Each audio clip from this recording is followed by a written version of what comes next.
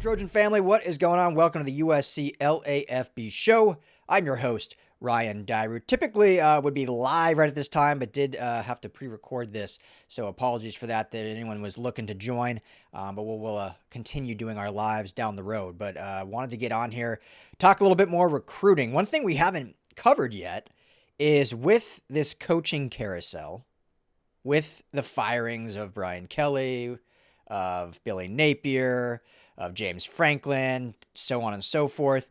There's a lot of potential recruiting flip candidates that USC can potentially pursue. Now, obviously, we know that their 2026 class is loaded and sitting at 35 commitments already. So I don't think it's going to be any heavy pursuit in 26, but you never know, especially with talented kids out there that might now be looking for a new place that USC maybe previously pursued. The question is, would that push any current commits out? And, I've been saying, I think I said just last video when they flipped Josiah Jefferson from Utah, the number one JUCO tight end prospect. I said, they're going to go past this 35 number most likely. Now, how past is the other question. Is it 36? Is it 37? Are they going to try to push to 40? Again, because that's going to take scholarships away for what they can do in the future. And then you're looking at a 10 or 11 kid 27 class, which is maybe what they want to do and get these kids in the door and start developing them quicker. So we'll see. So this is, I think this is a good conversation. I'm not saying this is all going to happen. I haven't had conversations with people at SC in the recruiting world of if this pursuit has intensified, we'll say. So this is more just kind of my looking at who's out there available and saying, hey, let's see if these conversations are reignited from where they previously have been. So it should be fun. We'll get into it. And as always, family, thank you so much for making this a part of your day. If you haven't already, please hit that like and subscribe button. That helps us out a ton. Plus, then you get notified anytime we go live or any video that does come out. Check out LAFBnetwork.com for all of our LA sports coverage. Hopefully you guys watched that Dodgers game last night. My wife actually stayed up and watched it with me. I was shocked. That 18-inning walk-off Freddie Freeman. So I know not all USC fans are Dodger fans, but hey, we're in LA.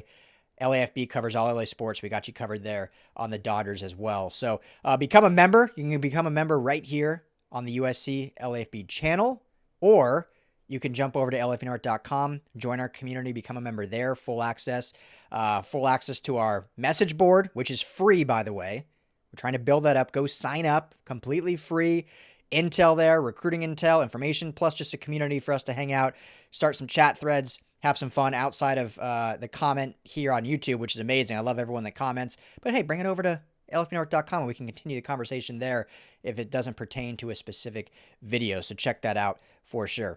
Okay, so, when looking at these vacancies, I think not a ton of decommitments have happened yet for some of them, because I think, people want to see the dust settle. What's going to happen? What with NIL now, it's so different too, right? Like a lot of these high-profile players have, these aren't binding contracts in the NIL world, but there has been language, and I've talked about this before, of, some prepayments happening, and not anything illegal, but, players getting payments before they officially get to signing day to kind of keep them locked in.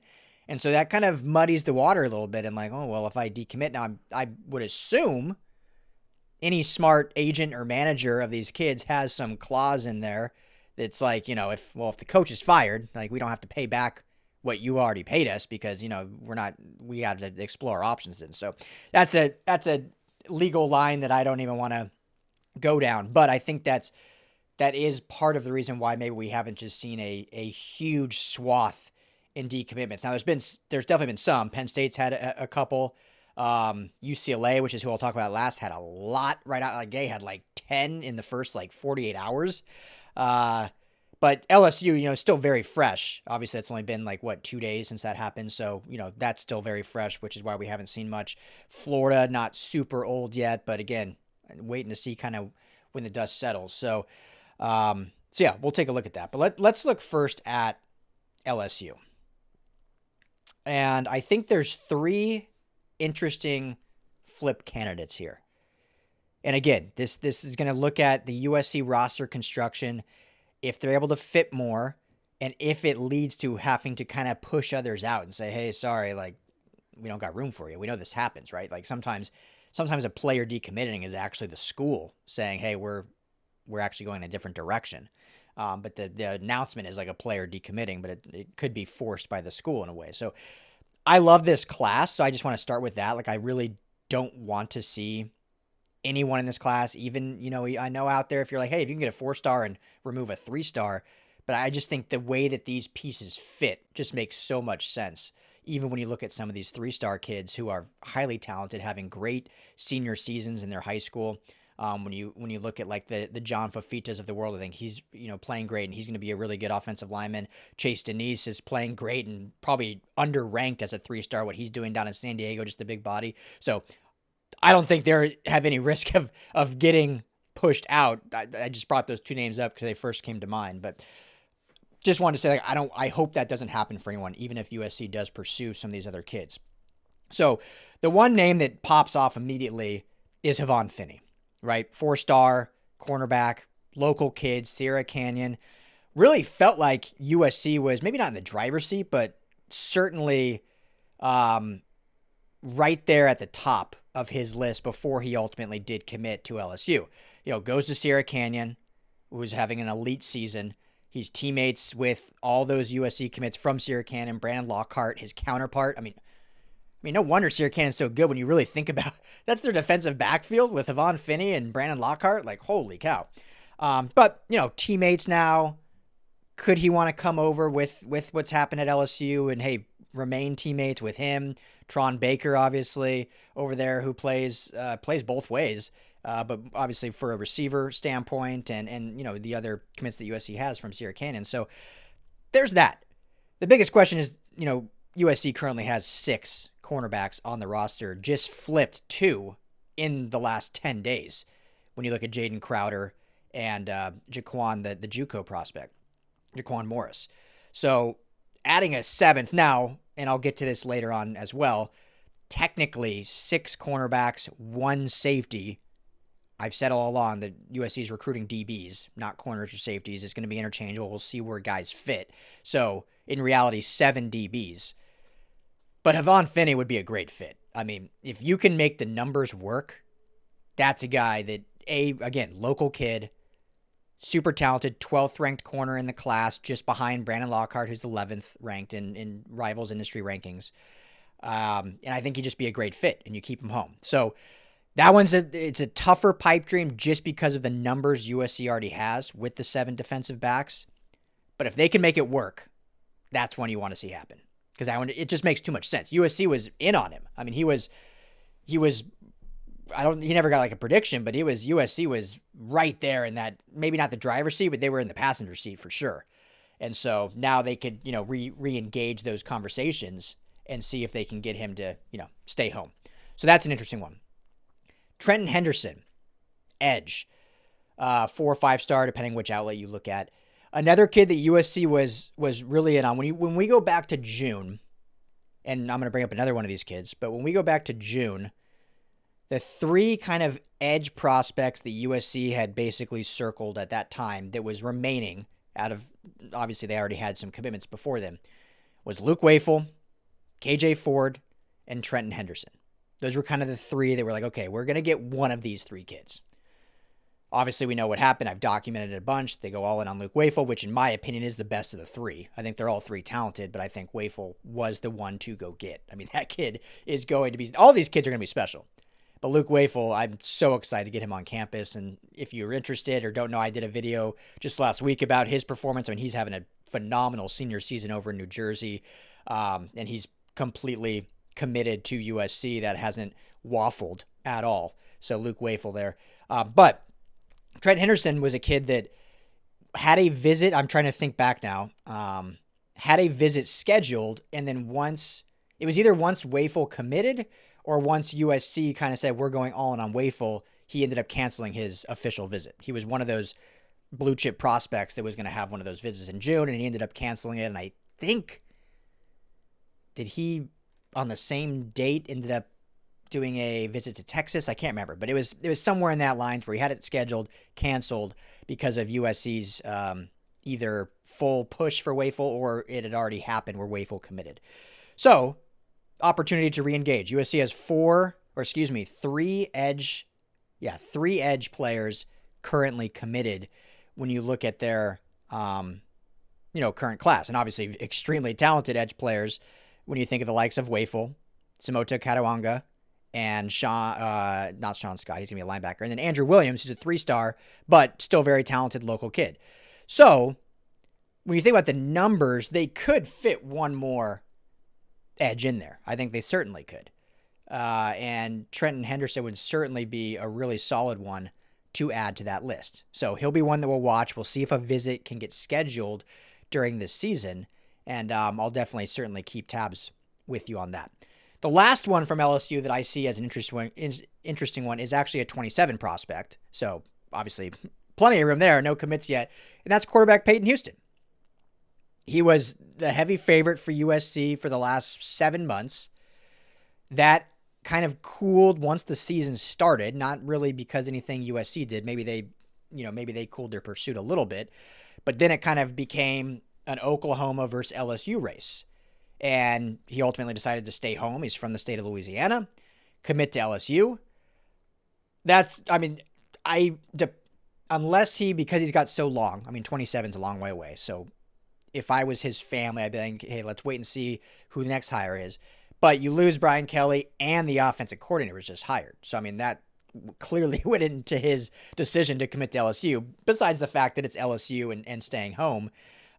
Certainly a large chunk of his commitment was head coach and offensive coordinator. Like when you're a defensive player and you commit to a school that has an offensive-minded head coach and the OC is going to help develop you, when you're a defensive player and you commit to a school and the head coach is offensive-minded and the OC and those two guys are gone, you still kind of wait and see. Because, yes, you're committing to the head coach, but you were kind of looking more at the defensive. Now, we know the defensive staff is probably going to be gone too once the new coach gets hired. But you get what I'm trying to say here. Peyton Houston's wrap in commitment was very much tied to Kelly and the OC. So he's someone that I think could certainly see USC engaging in talks again, because they basically decided after the whole Ryder Lions things, as I've said, that Peyton Houston was their guy in 27. They were going to go all in on him as their quarterback. We know how Lincoln Riley basically just recruits one quarterback at a time, and Houston was that guy. Now, I've said a couple times, in my opinion, I'm not saying USC is going to do this, but in my opinion, I think USC should just punt on taking a quarterback in 27. When you just look at the timeline of, is Jaden Mayava going to come back another year? Then you have Husan Longstreet that's going to play 2, could play 3 years. Then you got Jonas Williams. That 27 kid may not even play till 2030 or 2031. You're going to have to be paying $1 million a year NIL just to have a kid sit for 3 years. Now, you can't plan that far in advance and just say, these guys are going to be this, that, and the other. So I do believe they'll pick up the phone, say, hey, are you still committed to LSU? Is your recruitment still open? And we know the relationship's good. We know his family likes Lincoln Riley and USC. His family and dad spoke very highly of the program in Los Angeles. We know his relationship with Boobie Feaster. So I'm sure Boobie's like, all right, you coming now with me? You coming to LA now? So all the stars align there. The question for me is just if USC should actually take a quarterback in the 27 class because of what I just said. But Peyton Houston's certainly an interesting one to think about. And so when you look at Havon Finney, Trent Henderson, and Peyton Houston, those are the 3 that I've kind of circled from LSU that are interesting. Penn State, I don't see anyone really. I don't see anyone that USC had been previously heavily linked to. And I don't see anyone that they would maybe pursue now just based on how the roster's already constructed. So we'll just move quickly past Penn State. I just, not saying they won't. I just don't really see it that much. Florida, I see one player. I brought him up earlier. And we're sticking with edge, and that's KJ Ford. Again, I won't rehash it too much, but he was one of the guys they were pursuing during the Luke Wafel recruitment. Once Wafel committed, KJ Ford, another guy that had a official visit scheduled, ended up canceling. because USC is like, yeah, we're all in on Wafel or he maybe had already committed. So Ford ends up canceling that official visit and ends up ultimately committing to Florida, as we know. Now he's from Texas, plays at Duncanville, and the interesting tidbit is he now has a visit scheduled, and this may have happened even before Napier was fired, because I talked about it before. I just can't remember the timeline exactly. But he now has a visit scheduled with USC when USC hosts UCLA in the last game of the season. So he's planning to come to campus. And USC clearly showing they're still interested, regardless of where their numbers sit. And again, only 3 edge. I know you look at some recruiting sites, they say 4, but Sean Scott was recruited as a linebacker. So only 3 edge prospects. So adding a KJ Ford as a 4th, I mean, you talk about the likes of Luke Wafel, Samote Katawanga, and KJ Ford. I mean, that's an elite group of edge rushers. And super talented. So, and the fact that he has a visit scheduled tells me that there's interest on both sides. And this could be one of those last dominoes to fall for the 26 class. Like, I feel of everyone I've talked about so far, KJ Ford is one that I'm like, this has a very high likelihood of happening. And that's, I mean, just elite. That's an elite edge class for USC. And they all have a little different skill sets too, which is obviously what you want when you're recruiting, is finding, different pieces that fit. You don't need 5 of the same player. If you have 4 or 5 in the same position, you want them to do things differently and do them well. So KJ Ford brings a different element than what a Luke Wafel does. Katawanga brings a different element and size than what KJ Ford does. Andrew Williams, different element, different size, different skill sets. So I think it's a really intentional recruiting tactic that we're seeing and a definite possibility of flipping KJ Ford.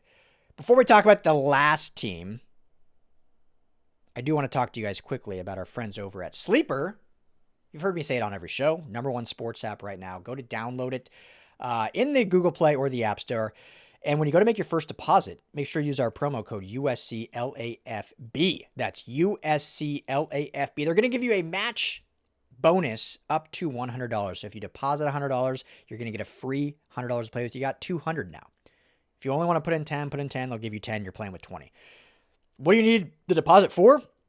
For daily fantasy, of course. I know it's the best app out there for season-long fantasy. That's what I use it for my dynasty leagues and all that. But the daily fantasy is essentially a pick 'em, 2 to 8 players across any sport. You can do it on the Dodgers game if you want, or wait for SC when they go to Nebraska. And just pick 2 to 8 players and choose more or less. Jaden Mayava, more or less however many passing yards. Makai Lemon, more or less how many receiving yards. It's that simple, and you can win real money. So go download Sleeper today. Use that promo code USCLAFB. And right now, for any new users, they're giving you a free $20 entry. No deposit required. So if you don't want to deposit any yet, just go download the app, sign up, and you're going to get a free 20 to play with. But you can stack both if you want. You can get the free 20, use that promo code USCLAFB for whatever deposit you want them to match, and they'll do that as well. So let's say you put in $20, you get a $20 match, and you get the free 20. You're playing with $60 right off the bat. So download Sleeper app today. Use promo code USCLAFB. Tell them the guys at the LAFB network sent you. All right, so final school I want to talk about, which is, I don't want to say the easiest, but the easiest to pull from, which is right in your backyard, UCLA. UCLA, once they moved on for Deshaun Foster, they lost like 10 commits within like 48 hours. Now they're holding firm kind of at 13, but that's one I think the USC could easily go and pluck from because, you're in the same yard. So if these kids are staying at UCLA primarily to stay local, it's a very easy selling point from USC. Like, all right, well, we know our future. Like, we've talked to you before. We've recruited you before. You've been to our games before. Like, just come to this side. And the position that I haven't talked about yet that I think is still one that SC should add, most likely, is the linebacker position. I think a lot of fans have said that as well. Again, they have a lot of you, if you look, you'll see 2. They have 3 because Sean Scott is listed by most services as edge, which he plays edge at Mater Dei. However, he's recruited as a linebacker by Rob Ryan. So you got, when you think about the linebacker position current as it stands, you got Talanoa Ely, the elite, should be a 5-star. And then Taylor Johnson, who's a very underrated 3-star from Cajon right here. So, and then Sean Scott. So you do have some talent there. You do have some depth there. It's not like, just one linebacker or even just two. You got 3. But I think that's the other position that they could certainly pursue more. And, when looking at these rosters, the reason why I haven't brought it up, because a lot of these teams just don't have many linebackers either. It's, it's a position with less players and specifically talented players. It's kind of like the tight end position. Like, there's only so many elite tight ends. It's not like, corner. There is so many elite corners. Receiver. There is a ton of elite receivers. Offensive linemen. When you look at tackle, guard, whatever. Defensive linemen, edge players. When you get to linebacker and tight end and quarterback, the talent pool is just a lot smaller. And so there's not as many elite options out there, which is why you see, only 2 to 3 in per recruiting class. But if USC wants to add that 4th, UCLA is a good place to start, because there's 2, well, not one's local, but there's a relationship there. When you look at Malachi Solial Tui, goes to Kahuku in Hawaii, so his teammates already with Talanoa Ely. 3-star linebacker. Kahuku is a great program down in Hawaii, obviously, and we know what Ely brings. And so if they can get a Solial Tui, for a teammate with him is someone to certainly pair with and add depth to that room. So I think that's an interesting one.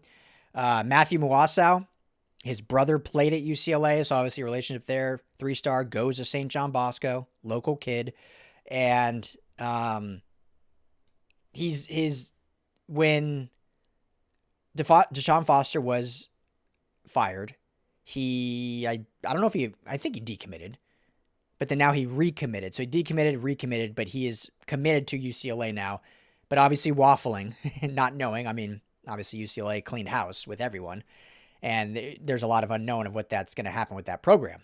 So certainly a player that has that family lineage, that's local, that has a teammate as well, Joshua Holland, that's going to be going to USC. And so certainly a player that USC could go pursue and add that 4th linebacker. And the last one is safety, CJ Lavender, another 3-star, but at Mater Dei. Great player for Mater Dei. We know USC's got, Mater Dei prospects in this 26 class. We know they're going after a bevy of 27 kids when you look at Danny Lang and others. So Lavender, as a true safety, again, if the numbers work, 7 DBs already for USC, only one kind of true safety, if you will, in Madden Riordan. So you can get that true safety in Lavender. But again, they're going to have corners that are actually going to be playing safety that they've recruited as. So, but I think those 3 are interesting when you look at the 13 commits left for UCLA and who they could potentially pursue. So, a lot of names thrown at you. Let me know what you guys think. Are there any of these players or prospects you want to see USC pursue? Are you done? Are you happy? 35 commits? Just tie a bow on it, get all 35 to signing day and call it a day. Obviously, Peyton Houston, the 127 prospect I talk about. So that would be interesting to see those conversations brought back up. So let me know what you guys think. Comment below. Head over to our message board over on LAFBnetwork.com. The link's in the description below. Leave your comments there, your thoughts on any flip candidates. Obviously, there's some players I didn't mention that have already decommitted. So they're out there on the market. Maybe I'll do another episode of kind of the best still available for this 26 class. And yeah, we'll just see this thing all the way through to signing day. I think it's going to be a fascinating end of this recruiting cycle. And as long as USC takes care of business and doesn't implode on the football field, I expect this class to remain fully intact. Here we are. It's almost November 1st. Not a single decommitment. So as long as SC, that doesn't mean they'd have to win out. Just don't let the thing implode. Obviously, winning out, that's a whole different conversation on this current season. But as long as they finish, in that 8-win, I've been saying all offseason, As long as USC wins 8 games, this class was fine. They'll remain intact. They'll be fine. If they drop under that 8 win, then we start having some uncomfortable conversations. So as long as they take care of business, I fully expect this class to fully make it to that December 3rd signing day, which is now just over a month away. Crazy. And we're all offseason talking like, whew, this class is good, but we got a long way to go. Let's see if we can see it through. We know what history has done to USC recruiting the last 2 cycles. Here we go. We're a month away now. And here we are, 35, number 1 recruiting class in the nation, holding strong, still excitement, more coming most likely. So, yeah, let me know your thoughts on any of these. Again, of all of them, KJ Ford is the one I'm circling as the most likely. Havon Finney is extremely interesting just because of local, plays with 3 current commits at his high school in Sierra Canyon. USC was heavily involved in his recruiting during the process. For him, it's more just about do the numbers work with how many DBs USC already has.